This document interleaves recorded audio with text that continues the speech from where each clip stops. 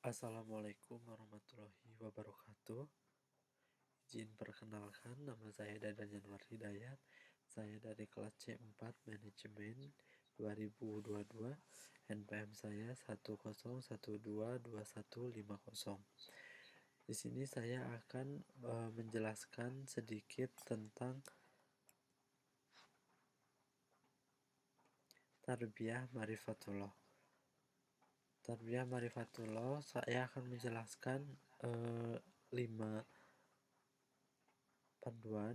Yang pertama ada urgensi mengenal Allah, yang kedua cara menuju marifatullah, yang ketiga penghalang mengenal Allah, yang keempat bukti keberadaan Allah, dan yang kelima mengesahkan Allah. Yang pertama, urgensi mengenal Allah. Apa sih tujuan urgensi mengenal Allah? Yang pertama, memahami pentingnya marifatullah dalam kehidupan manusia.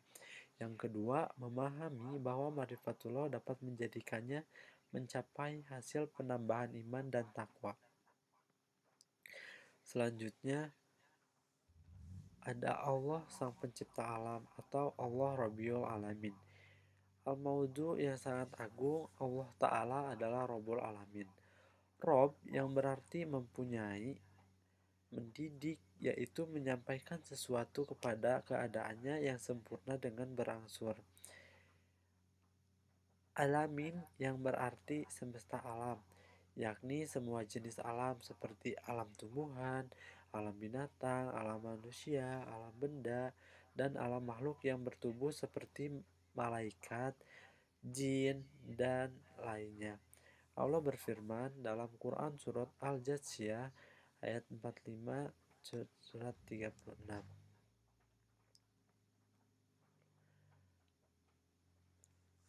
yang berkatakan bahwa maka bagi Allah lah segala puji Tuhan, langit dan bumi, Tuhan semesta alam.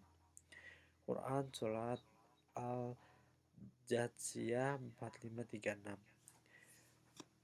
Pemahaman dari menurut dalil-dalil, yang pertama itu dalil nakli, nas yang terus dalam kitab, yang kedua dalil akli, akal logika, yang ketiga dalil fitri atau fitrah, naluri atau sunatullah. Marifatulian dapat mengantarkan manusia kepada peningkatan iman dan takwa. Dengan itulah mereka akan memproses as-sa'adah atau kebahagiaan yang hakiki. Selanjutnya, yang kedua ada cara menuju marifatullah. Tujuannya yaitu pertama, memahami bahwa jalan mengenal Allah adalah melalui ayat-ayatnya. Yang kedua, memahami pendekatan Islam dan non-Islam terhadap ayat-ayat Allah. Yang ketiga, mengikuti sifat mukmin dengan dalam mengenal Allah dan menjauhi sikap orang-orang kafir. Ayat-ayat kauliyah. Yang pertama, ayat kauliyah, ayat yang bersumber dari ucapan firman Allah Subhanahu wa taala dalam kitab suci Al-Qur'an. Contohnya, kita sebagai umat Islam sangat dianjurkan untuk bersabar ketika ditimpa suatu masalah. Bersabar juga perbuatan sesuai dengan syariat Islam. Bersabar juga bukan berarti malas berpikir, dan bersabar ini juga ada dalam contoh ayat kaulian dalam Quran surat Atin 9518. Yang kedua, ayat kauniyah, yaitu tanda-tanda kebesaran atau ayat-ayat Allah yang ada di alam raya. Tanda kebesaran Allah terpenting di sini adalah hukum kepasangan yang dititipkan Allah pada setiap benda alamiah. Sunatullah memegang peran kunci dalam menentukan keselamatan atau kedamaian dunia. Contoh ayat kauniyah ada dalam Quran surat Fussilat 41 ayat 53 dan Quran surat Ali Imran 3 ayat 190. Selanjutnya ada metode Islam. Metode Islam di sini ada menurut dengan nahlil, nakli, dan akal. Mampu berpikir dan memilih antara mana yang benar dan mana yang salah. Yang kedua ada tasdik, membenarkan hasil dari berpikir yang diteliti secara terus-menerus. Yang ketiga menghasilkan iman. Selanjutnya ada metode selain Islam. Yang pertama, dugaan dan hawa nafsu. Yang kedua, ragu-ragu.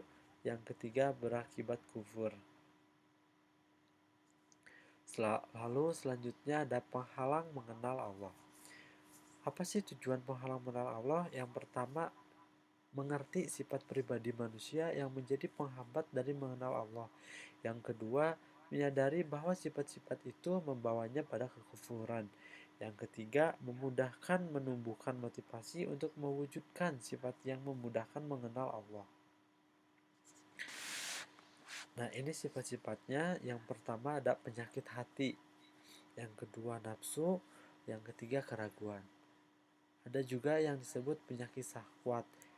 Dalam Quran surat Al-Ankabut dijelaskan ayat 69, ayat di penyakit syahwat ini juga ada beberapa di antaranya yaitu al-fisku atau kefasikan. Lalu ada al-kibru atau kesombongan, az-zulmu kezoliman, al-kizbu kedustaan.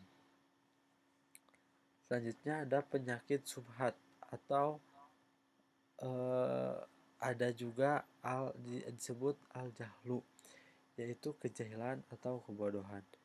Apa sih al-jahlu ini? Al-jahlu adalah orang yang tidak mau memikirkan ayat-ayat Allah Ta'ala, baik ayat kauliyah maupun ayat kauniyah yang berada di alam semesta. Lalu selanjutnya ada al-istiyab atau keraguan-raguan. Keraguan-raguan ini lahir dari kebodohan, karena kurangnya keinginan untuk memikirkan ayat-ayat Allah. Quran Al-Hajj ayat 55. Selanjutnya ada pengenal al-inhiraf atau penyimpangan. Ketika manusia tidak berpegang teguh kepada petunjuk Allah Subhanahu wa taala dan senantiasa melanggar perintah Allah, maka Allah menutup hatinya dari petunjuk sehingga semakin jauhlah dari jalan yang lurus dan dari mengenal Allah. Lalu ada al-ghufran atau kelalaian, yaitu orang yang enggan menggunakan apa yang ada dirinya untuk memikirkan ayat-ayat Allah. Ada dalam Quran surah Ar-Rum ayat 7 yang menyebutkan artinya bahwa mereka hanya mengetahui yang lahir saja dari kehidupan, sedangkan mereka tentang kehidupan akhirat adalah lalai. Jadi keempat sifat dari penyakit subhat akan mengakibatkan kesesatan. Maka cara mengobati penyakit subhat ini adalah dengan memperbanyak ilmu, khususnya ilmu agama. Lalu selanjutnya ada bukti keberadaban Allah. Tujuannya apa sih? Yang pertama, mengenal betapa pentingnya menyadari eksistensi Allah dalam kehidupan. Yang kedua, dalil-dalil yang diaplikasikan untuk menyadari eksistensi Allah. Yang ketiga, termotivasi untuk mentauhidkan Allah karena menyadari kebesaran Allah Subhanahu wa taala. Lalu yang pertama ada dalil fitrah. Menurut KBBI, fitrah adalah sifat asal, kesucian, bakat, dan pembawaan. Fitrah berasal dari bahasa Arab, yaitu bentuk kiasan masdar dari kata fatoro yathuru fatoran, yang artinya sifat asal kejadian, kesucian, kemuliaan, bakat, atau agama yang benar. Ketauhidan sesuai dengan fitrah manusia tercantum dalam Quran Surah Al-A'raf ayat 172 dan Quran Al-Ankabut ayat 61.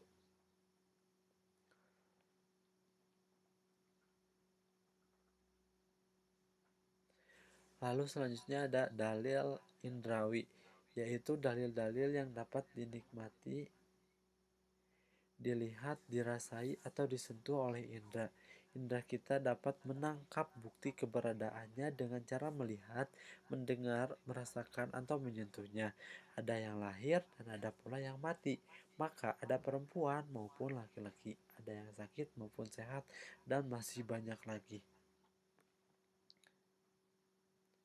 Selanjutnya ada dalil rasional, yaitu dalil-dalil yang berasaskan akal.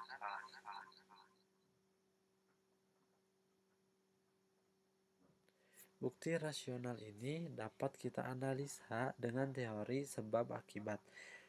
Dalil rasional ada dalam Quran Surah Fatir ayat 27 dan Quran Al-Ala 1-4. Lalu selanjutnya ada dalil nas, yaitu dalil yang berdasarkan kepada nas-nas. Pendekatan dalil akal atau rasional hanya sampai pada kesimpulan adanya zat goib yang berada di alam semesta. Namun nas, wahyu Al-Quran memperkenalkannya dengan sangat jelas.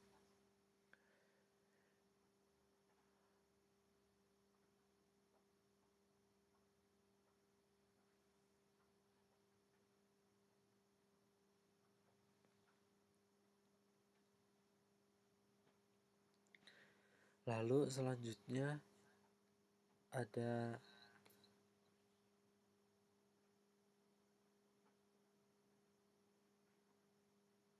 dalil sejarah. Apa sih itu dalil sejarah? Dalil sejarah adalah dalil-dalil yang kekuasaan dan keagungan Allah yang diambil dari peristiwa-peristiwa yang telah berlaku di atas permukaan bumi. Banyak peninggalan-peninggalan bersejarah yang menunjukkan kejayaan bangsa-bangsa di masa lampau. Bukti sejarah tersebut memberikan pelajaran yang sangat berharga bagi umat manusia yang hidup di masa kini. Kebesaran manusia sangat tidak ada artinya untuk dibandingkan dengan keagungan Allah, dan ini ada dalam Quran Surat Al-Hud ayat 60. Selanjutnya, mengenal keagungan Allah. Dari semua dalil-dalil tadi adalah berfungsi menguatkan pandangan kita betapa keagungan Allah Subhanahu wa taala begitu luar biasa dan menundukkan kita sendiri di hadapan keagungannya. Selanjutnya, mengesahkan Allah. Islam mengajarkan zat yang kita agungkan adalah zat yang telah menciptakannya, memberi rezeki, memeliharanya, dan memilikinya. Maka oleh sebab itu, Allah pula lah yang berhak untuk mendapatkan perlakuan sebagai Tuhan yang dicintai, ditakuti, dirindukan, diikuti, ditaati, dan disembah. Dan mengesahkan Allah ini ada dalam Quran Surat Al-Anbiya ayat 92. Selanjutnya yang terakhir, mengesahkan Allah. Tujuan mengesahkan Allah yang pertama ialah memahami konsep tauhid rububiyah, mulkiyah, dan uluhiyah serta aplikasinya dalam kehidupan sehari-hari. Yang kedua, menyadari wujud kerajaan Allah di alam semesta. Yang ketiga, menyadari wajibnya menolak kepemimpinan, hukum, dan otoritas selain Allah, serta menjadikan Allah saja sebagai pemimpin, pembuat hukum, dan tujuan hidup. Robban berasal dari kata roba atau yaniburo robban yang berarti mengasun atau memelihara dan memimpin. Dan malikan berasal dari kata malaka yamliku milkan mulkan malakatan yang artinya memiliki dan berkuasa atas sesuatu. Sedangkan la ilahan berasal dari kata aliha ya'lanu yang artinya menyembah. Lalu selanjutnya ada tauhidur rububiyah, yakni mengakui dan meyakini Allah Ta'ala sebagai satu-satunya Rob. Dialah Kholikon, pencipta, Rozigan, pemberi rezeki, dan Malikan, pemilik. Selanjutnya yang kedua, Tauhidul Mulkiyah, yang artinya mengesahkan mulkiyatullah. Dialah walian atau pemimpin, hakiman atau pembuat hukum, dan pemerintah atau amiran. Walian, pemimpin, dijelaskan dalam Quran Surat Al-A'raf ayat 7 196 dan hakiman, pembuat hukum, dalam Surat Yusuf 40. Selanjutnya ada amiran, pemerintah, dalam Quran Surat Al-A'raf 54. Yang ketiga, Tauhidul Uluhiyah, yang artinya mengesahkan udiyatullah. Ini adalah satu-satunya gayatan dan ma'budan. Allah adalah gayatan, artinya dia adalah satu-satunya tujuan dan orientasi dalam kehidupan ini, dan hanya kepadanya kita persembahkan seluruh ibadah kita. Sekian mungkin presentasi saya kali ini. Mohon maaf apabila ada kesalahan, mohon maaf apabila saya terlalu kecepatan. Terima kasih. Wassalamualaikum warahmatullahi wabarakatuh.